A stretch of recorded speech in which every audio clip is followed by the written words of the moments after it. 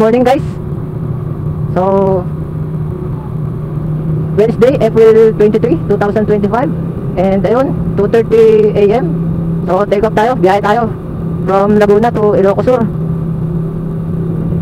And yun, so target ko sana 12 or 1 AM. Aalis na ako kanina.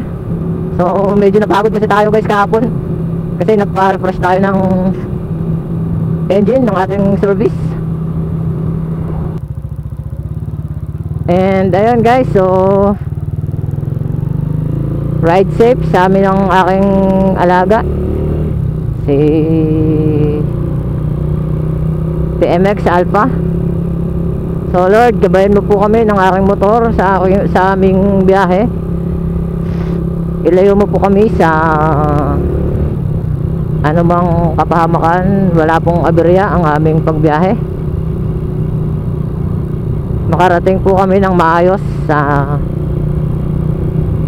aming paroroonan. Lord, thank you po Lord. Amen. So ayan guys, konting dasal muna tayo.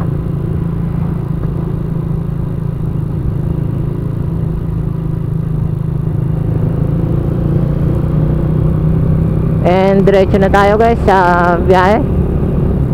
Ride safe.